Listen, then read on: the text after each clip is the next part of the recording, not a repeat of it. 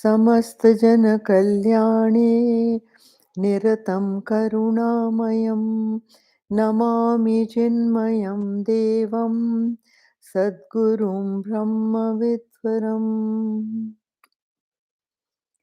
वसुदेवसुतं देवं कंसचाणूरमर्दनं देवकी परमानन्दं कृष्णं वन्दे जगद्गुरुं कृष्णं वन्दे जगद्गुरुम्.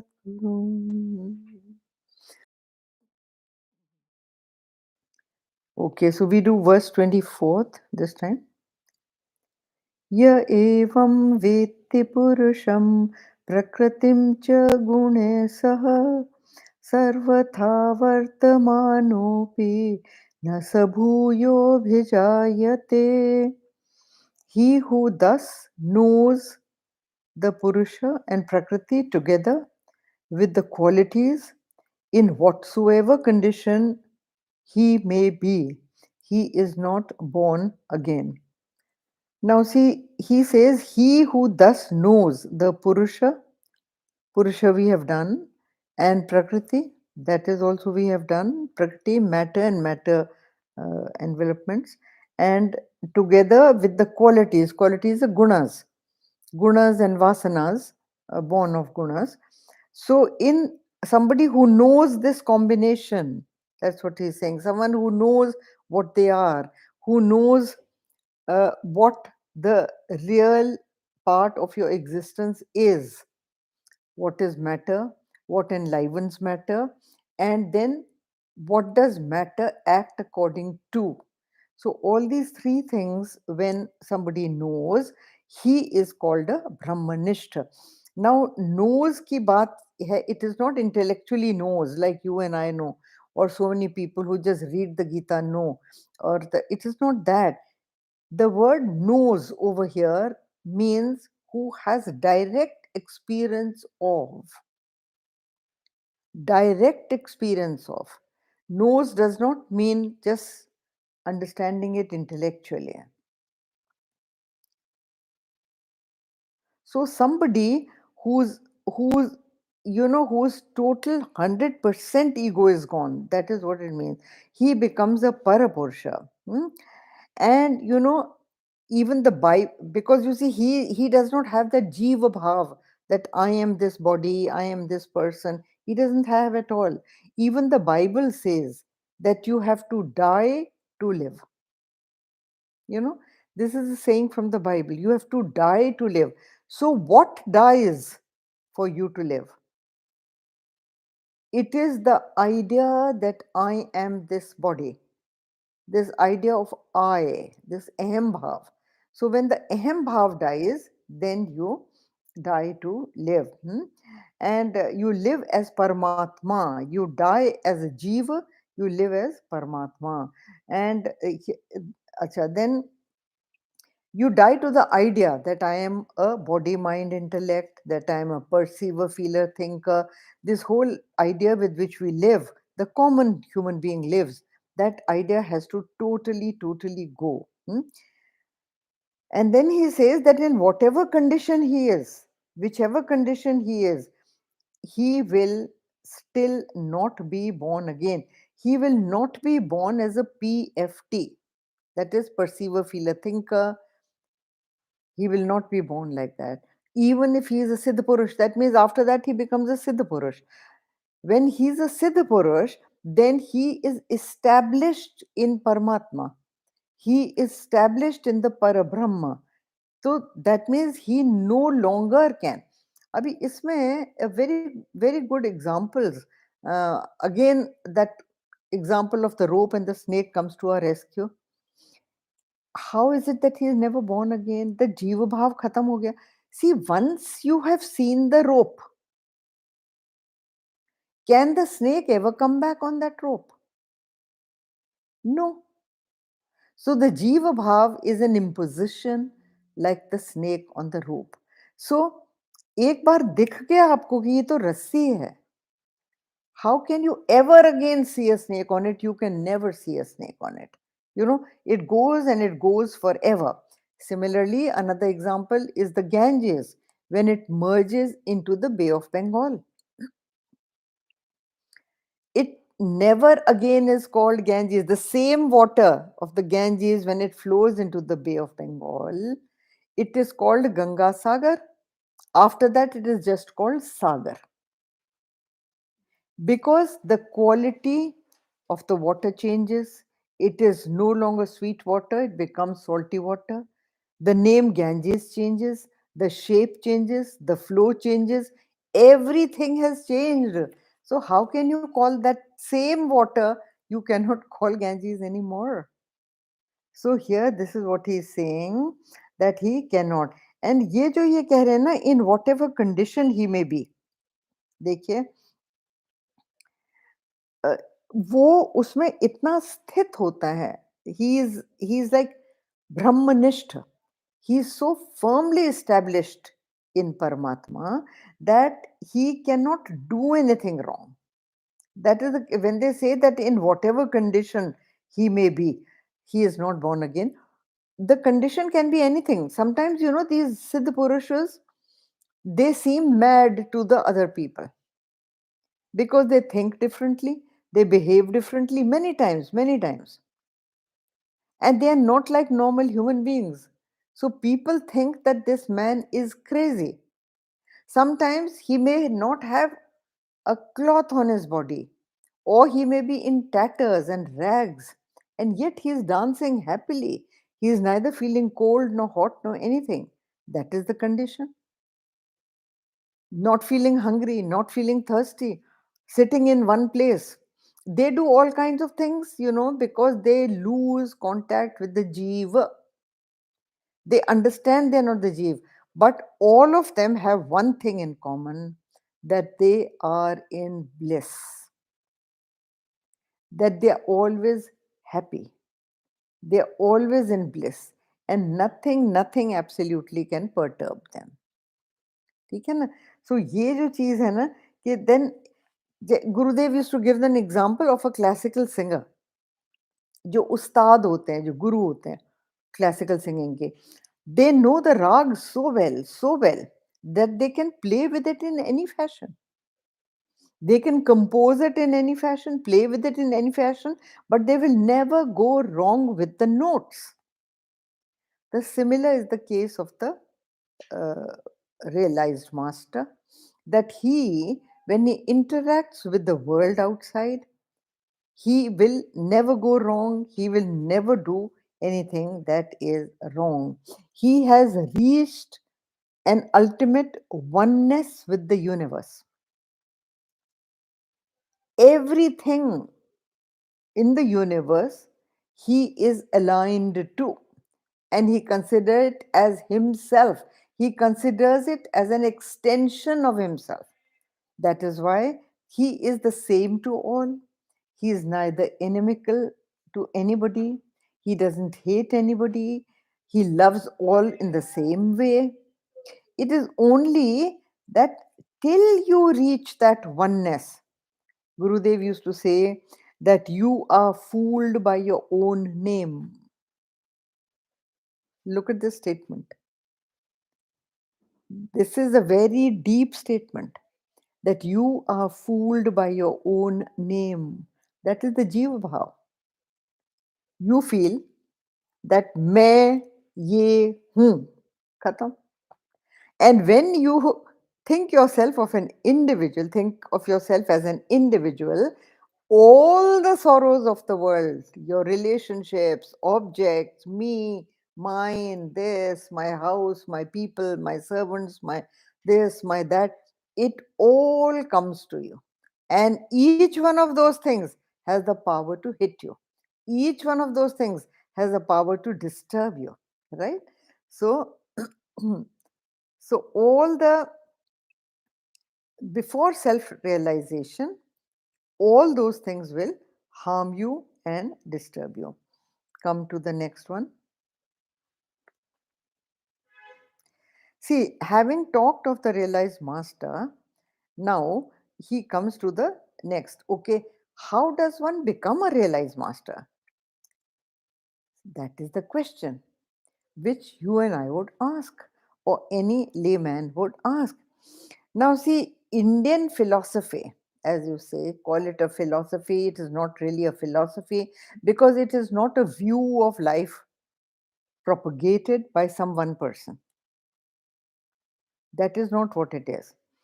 In India, all our Vedantic knowledge, Geeta knowledge, all that, it is called Darshan Shastra. Darshan Shastra. Darshan means enabling you to see something in its proper essence. That is darshan. That you use for the Lord mostly. कि भगवान के दर्शन करके आते हैं. हाँ, किसी देवी देवता के मंदिर में चलो दर्शन करके आते हैं. आप कहते हैं ना. So that which enables you to correctly see the Lord, realize the Lord, that science, Shastra, that science is called Darshan Shastra. So it is not a view of life, but the intelligent Vedantic scholar demanded from his teacher that I don't want theories. If you are giving me a theory, you will please give me how to activate that theory in my life to in a practical way so that I may live it and I may gain what this theory is all about. Therefore, the Gita and every other Shastra in Hinduism, when they give out a theory, immediately after that, they give you practical means of achieving that theory, of making it practical in their own lives. So after telling you what a realized master is, what happens to him, he comes to this, that now there are several paths. See this line? Now there are several paths to self knowledge, and they are mentioned here as follows. See, we believe that every human being cannot be painted with the same brush. Every individual requires different kinds of medicine, maybe for the same disease, because their physical and mental makeup is different from the other person. So the doctor examines each individual separately according to his age, his gender, his physical condition, what he is allergic to, what he is not allergic to. All these things he finds out before he prescribes a medicine to that man, isn't it? So, when so much of care is taken for the physical body, how much care should be taken for different temperaments of different individuals when they are on this path to realization? Therefore, realizing this, the Hindu scriptures always take into account different paths for different kinds of mental temperaments of people. Now, here we come to this one. ध्यानेनात्मनि पश्यन्ति केचिदात्मानमात्मना अन्ये सांख्येन योगेन कर्मयोगेन चापरे. So this is here he is advising three paths. ये देखो, some by meditation. This is number one. Behold the self in the self by the self. Others by the yoga of knowledge, by Sankhya Yoga, because that is what he mentions over here. See, Sankhyena Yogena, Anya Sankhyena Yogena. So, the method of Sankhya Yoga, they achieve knowledge, and the others by Karma Yoga. So, these are the three different kinds of things. Abhi isme ye dekho, what is this? There are some people who say that we try and we have tried to meditate, but we can't meditate. Our mind is never steady. Even if forcefully we steady it for maybe a few seconds or half a minute maximum, after that it is gone somewhere else. So it is very difficult to concentrate the mind or control the mind. So those people say meditation we can't do. अच्छा भाई, तो फिर क्या? Study करिए आप. हाँ, you study the scriptures under a great master and then think on those and then gather the knowledge and practice that knowledge. They say no no no, that is very difficult, we can't do that also. हमारा तो mind उसमें लगता ही नहीं है. We can't do this even after we have heard so many times the same thing we have heard, yet our behavior is different. सुना है ना ये? How familiar it is. Yeah. So, yeah, people say, we have understood. Swami Tejavan said something very interesting. He said, you have not understood. If you are not practicing it, then you have not understood. How does he say that? And the example, you know what he gave? He said, supposing somebody presents in front of you a beautiful dish, and intellectually you know or you have been told that it contains poison. So when you say, oh, I have understood that there is poison in this, I will not eat it. Will you ever eat it? You will never eat it. That is what is understanding. Okay? That is what is understanding. It firmly is established in your mind and intellect that this is something wrong to do. I will not do it. And you don't do it. Whereas with knowledge, what happens? Intellectually, we say we have understood it, but we do not practice it. So, Swami Tejamananda says that you have not understood it. If you had understood it, knowing the benefits of it, and knowing the outcome of not practicing it, you would certainly be practicing it. So, therefore, you do not know it. Here, when he talks about knowing, he says it should be an unshakable knowledge which nothing in the world can remove from your mind ever, even for a second. That kind of knowledge is what he is talking about over here, called Sankhya knowledge, Sankhyan philosophy. That means you study them, you do manan on them, you reflect on them, and then slowly, slowly, you amalgate them into your life. Your everyday living has to be according to that knowledge and that understanding. A kind of a steadiness increases slowly, slowly in your mind, and a purification of the mind takes place because you are living disciplined values. And then slowly, slowly, when that purification is of a certain degree, only then and then alone can you meditate. Okay? It is not easy. ऐसा नहीं है.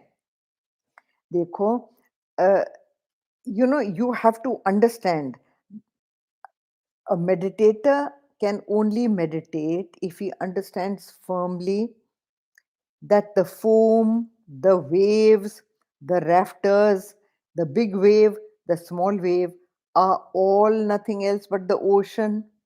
In a similar fashion, when somebody understands that all matter, all Prakriti, everything that you can see is nothing else but Brahma, only then can he meditate. And he knows that firmly. Also, a meditation cannot just happen. You have to ramp up to meditation. And what is the ramping up to meditation? That is living the disciplines to purify your mind and intellect. All your actions, all your thoughts have to be very, very pure. And only then and then alone, a certain amount of discrimination takes place in your mind, that everything in the world you bring onto the test point of vivek, discrimination, before you do it. And also vairagya. Vairagya is not done forcefully. I have explained this before also, and I'm explaining it again to you, that vairagya, vivek and vairagya, vivek comes with knowledge and vairagya comes automatically. Automatically, Vairagya comes. When you don't see the meaning of so many things, when you don't see the utility of those things for yourself, for your evolution, for your development, you do not enjoy those things anymore. And the same example as I always give, that you used to play with toys when you were a kid, but the same toys, they drop from your mind, don't they? As you mature, as you grow up, you throw away those toys yourself, you throw them away. How can those toys, no matter how beautiful, no matter how expensive, they don't have a hold on you at all, isn't it? Similarly, all the old things that you used to enjoy doing, they drop from you because you do not see any kind of pleasure in them. You do not see that they can guarantee you any kind of happiness. They automatically go from you. Just like an adult drops toys, or just like a grown up man throws away marbles. Even a grown up man, nahi, even a boy who's come to the age of 12 or 13 will give all his collection of marbles to the younger brother. And the younger brother, you giving them to me for good? Really? It's a treasure for him. Whereas the older one has grown out of them. So, to do meditation, you have to slowly, slowly grow out of all this. You have to grow out of all this. And you are no longer uh, interested in doing any of it. अच्छा, तो वो तो meditator हो गया, ये आपके हो गए one who studies, huh? Now, in this, understand one thing: no path is one better than the other. ऐसा नहीं है. All paths slowly, slowly lead to the same goal, but one part is the first ladder, the second part is the second ladder, third path is the third ladder. But don't think one is higher, one is lower. Slowly, slowly, all of them, if you keep doing them in the right fashion, right way, will reach you there. This is prescribed by the text, for different kinds of people who need different kinds of meditation. hmm. Every whenever you want to go, whenever you want to rise above, ठीक है? Whenever you want to live higher values or higher ways of living, immediately your lower self asks questions of utility, and they are very, very concerned about the dependability of that kind of life, right? हमारा खाना कहाँ से आएगा? हम कहाँ रहेंगे? If we don't earn, if we don't have a tidy bank balance, if we don't have a car, if we don't have this, if we don't have that, what will happen to us? These are the kinds of questions we all ask immediately, and we withdraw from it because we don't have the courage to walk that path. We don't have the firm conviction that the Lord will feed us, that the Lord will provide for us, that the Lord will, all that. So, the higher intellect should always be ready to answer those questions, unless and until you have done enough study under a master who knows the text.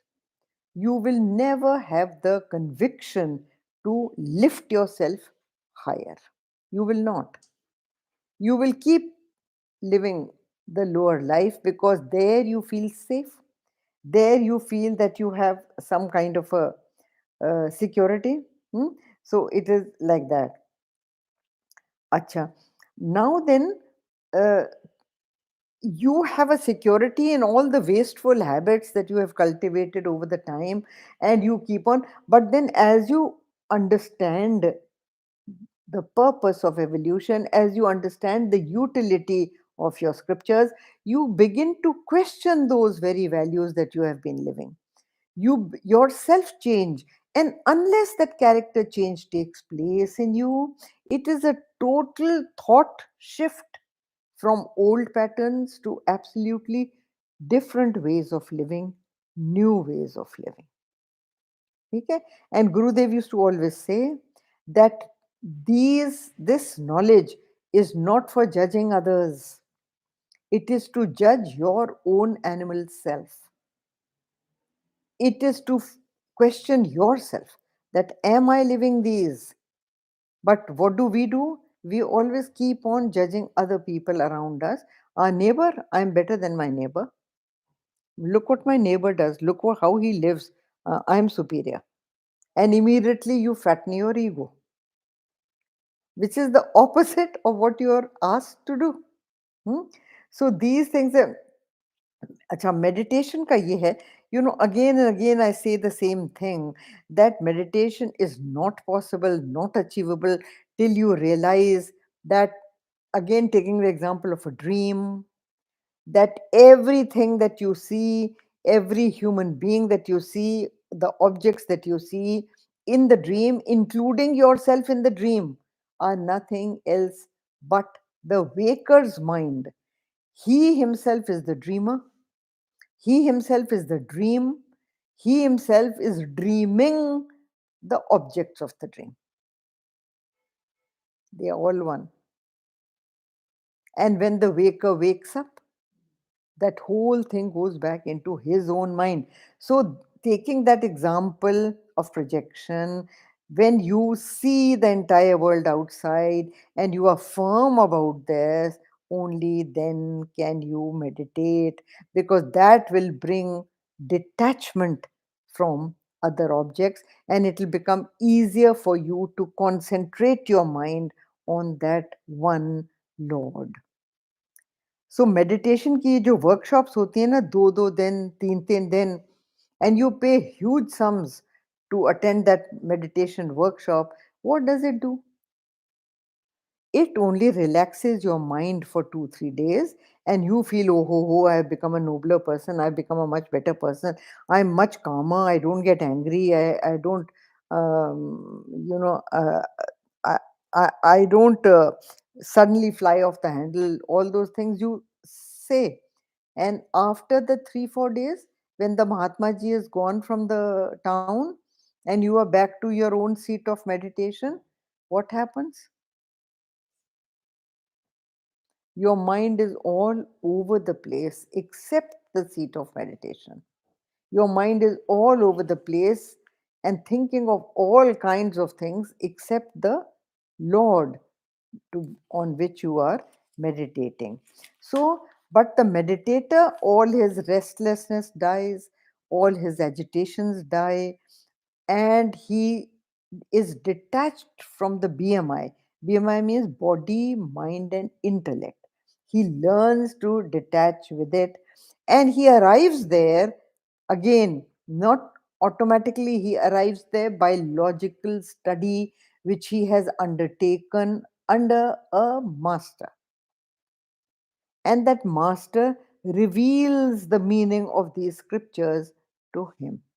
Okay, then that is not all. After that, he has to do deep manan, he has to do vichar, he has to sit alone by himself and seriously think on those teachings and try to digest those teachings and then apply them into his everyday living.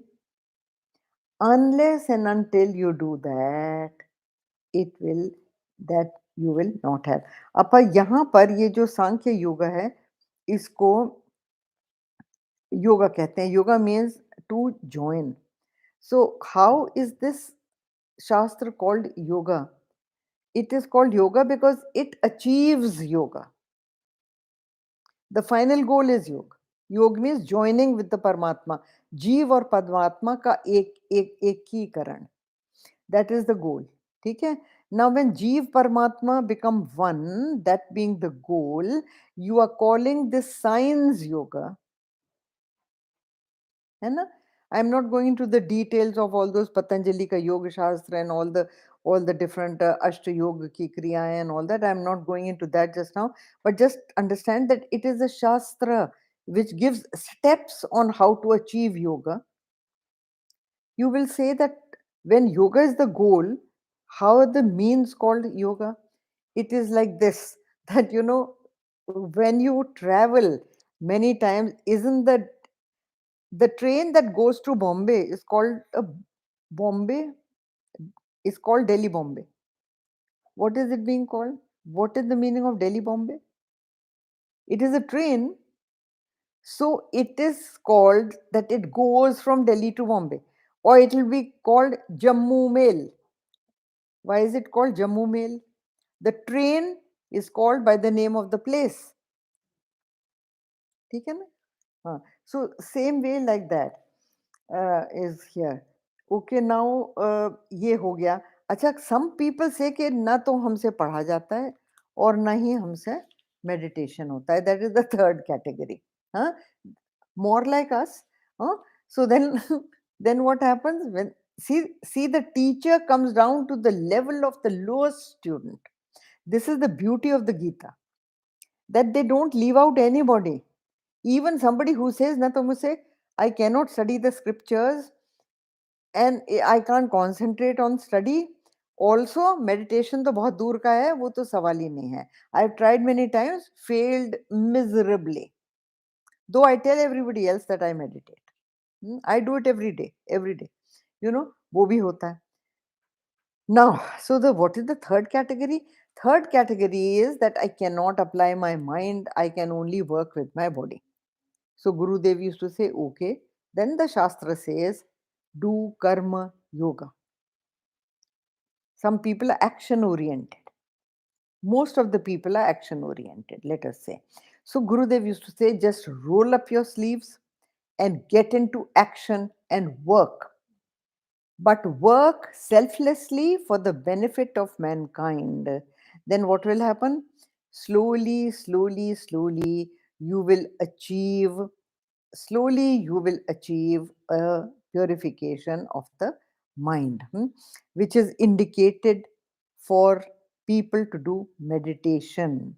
So many times people who are deeply into work, mostly into work, they are the people who their minds become so pure that they do not indulge in all kind of nonsense that the general people indulge in, gossip and this and that. They don't have the time to shatter their minds. Most of the time, you heard this when somebody is working very deeply and you start telling him some gossipy tale, that person says, no, no, leave it, I don't have the time to listen to this, isn't it? So क्या होता है, slowly slowly their mind is so much onto service and work that they do have got no time for all kind of nonsense to hear this, that and the other. It becomes something like, don't disturb me. So that work becomes worship. Have you heard Gandhi ji used to say, work is worship? है ना? So that is what becomes work is worship. अब ये देखिए, देखो ये गुरुदेव का sentence है, आई am not saying it my self. हाँ, प्लीज ध्यान से सुनना, इसको मैं बुक में से पढ़ रही हूँ. In short, seekers of the highest sattvic qualities only need practice meditation.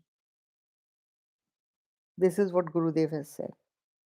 So unless and until you see, otherwise it's hypocrisy. आप बैठे रहिए वहां पर आंख बंद करके और आपका mind will go on a world tour and it is all over the place. इससे बात उससे बात, this one I hate, that one said that to me, अभी maid आई नहीं है, अभी चाय चाय बनानी है, अभी ये है, अभी वो. That is what you are doing sitting there with your eyes closed. So why are you doing it? You are wasting your own time and fooling your own self. Don't do it. Much better to open your eyes, look at the Lord, pray to Him, talk to Him, pray to Him, be grateful to Him, do those kind of things. They are much easier to do, and your mind will still concentrate on the Lord when you are looking at Him. पर आंख बंद करके वो meditate कर रहे हैं हम, वो it's not possible. See, Gurudev has very clearly said this over here. So इसको सोच के आप meditation workshops, and I am not discouraging you, please don't say Mrs Saran said this और that, please go to meditation workshops as much as you like. They may really help you, definitely they may really help you to some extent तो कुछ ना कुछ तो होएगा ही ना, something or the other will go into your mind. Come to the next verse. अन्ये त्वेवमजानन्तः श्रुत्वा येभ्य उपासते तेऽपि चातिर्तरन्त्येव मृत्युं श्रुतिपरायणाः. Others also, not knowing thus, worship, having heard of it from others.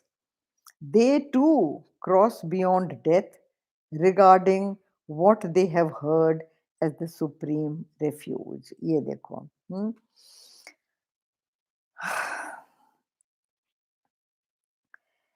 This is based, Gurudev used to say, on the law of compensation.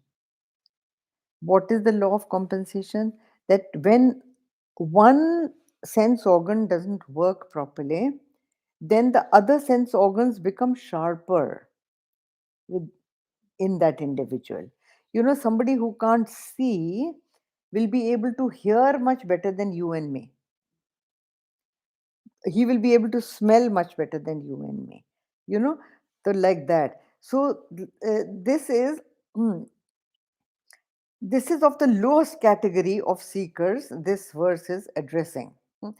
And the teacher, the teacher believes that all are family. They are all my family.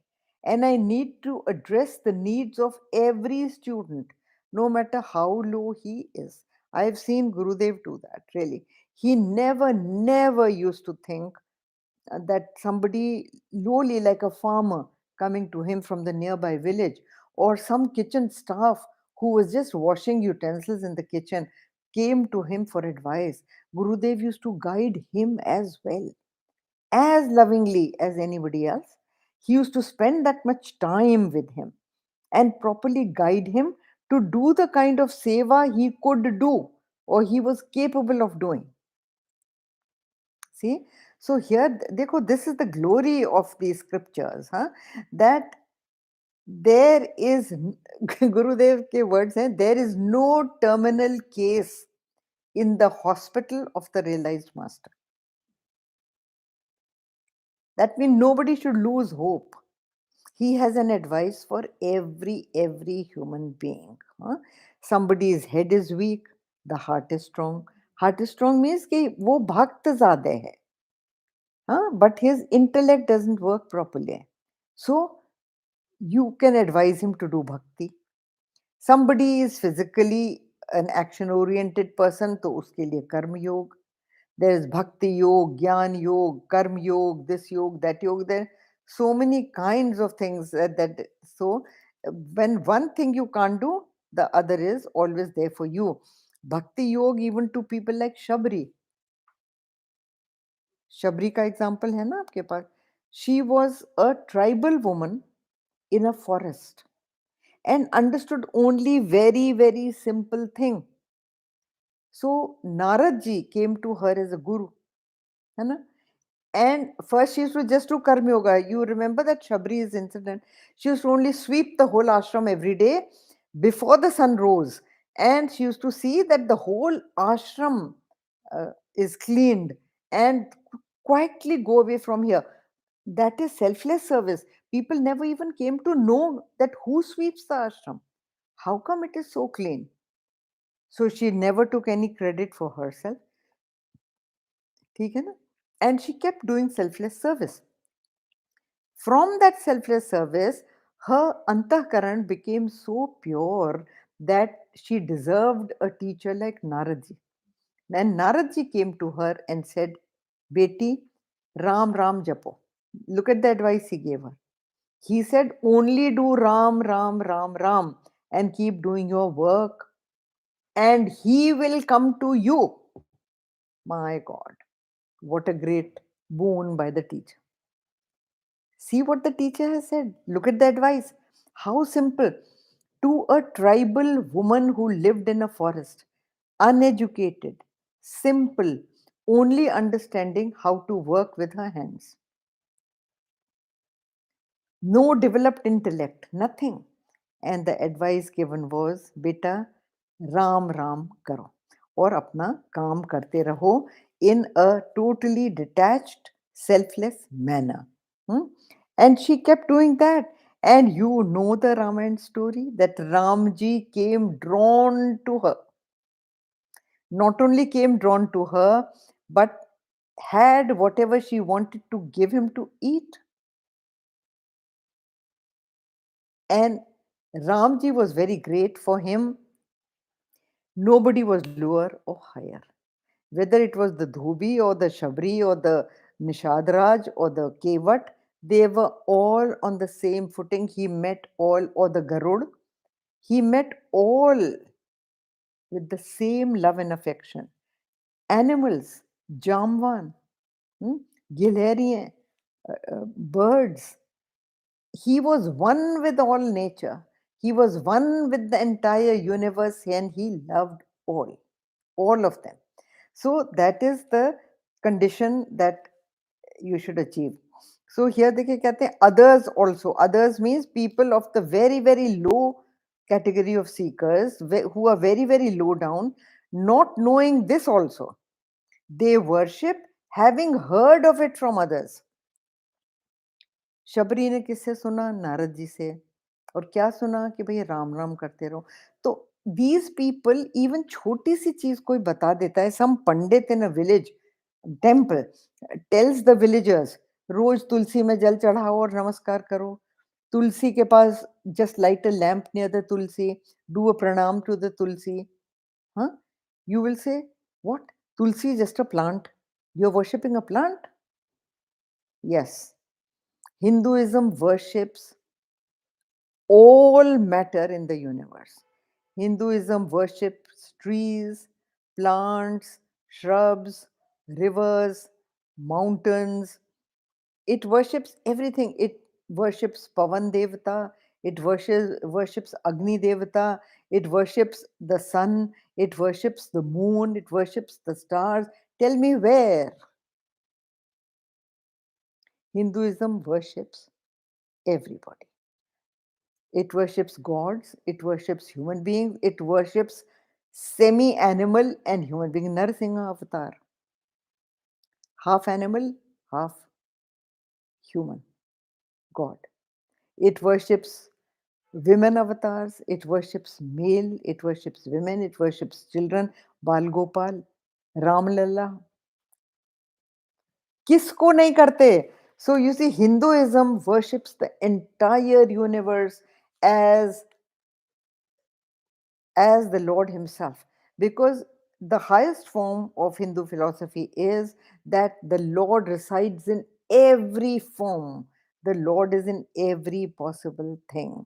Now, even science is telling you that even thing that you call dead matter, like wood, iron, stone, there are particles moving in that as well. So, where is the Lord? Where is the Lord not? The Lord is everywhere, everywhere. Hmm? That reminds me of a Sufi verse. There was a Sufi saint who sat in a temple and he used to have his drink there. So the priest over there admonished him and scolded him and said, "This is the Lord's house. The Lord resides here. You can't do this over here." So he said, "wise मस्जिद में बैठ के शराब पीने दे या ऐसी जगह बता जहां खुदा ना हो." See, even he had that vision that whatever I'm doing openly. The Lord is everywhere. And if the Lord can see me somewhere else, the Lord can as well see me in a masjid. So that was his view. So that is the view of a lot of masters, that they, you know, they are the ones that worship everything. And tarantite means वो उसी से तर जाते हैं. Worshipping anything at all, whether they worship a stone or they worship a people ka tree, or they worship anything, whichever their teacher has told them. See, having heard from others, किसी से भी सुन लेते हैं. और वो उसको करने लगते हैं, and then they go higher. So no matter how low or rudimentary or selfish it appears, that sadhana, कि भाई ये भी कोई साधना है कि तुलसी पे जल चढ़ाना है. So never despise the upasana of someone else. वो क्या करता है? Don't think that I am much higher because I have studied the Upanishads. No, no, no, no, no, no. You are not higher because you have studied the Upanishads. That person is not low because he is only offering uh, water to the tulsi plant. No. Hmm? So it is the mindset of the sadhak and with what faith he is worshipping wherever he is worshipping. Hmm? So, progress seekers, Gurudev writes, seekers can progress upon the authority of others' instructions. This is this category of people that some other person has instructed him and he is just doing it, but he is doing it with full faith and devotion. And when every day he does it with full faith and devotion, so it is the prayer of that person, the strength, and the belief and the prayer that deepens his devotion. And ultimately, he reaches fulfillment. So, no matter how you pray, but pray. We do it here. Next time, we take up the next verse. ॐ पूर्णमद पूर्णमिदं पूर्णात् पूर्णमुदच्यते पूर्णस्य पूर्णमादाय पूर्णमेवशिष्यते ॐ शान्ति शान्ति शान्तिः हरि ओम् श्रीगुरुभ्यो नमः हरि ओम्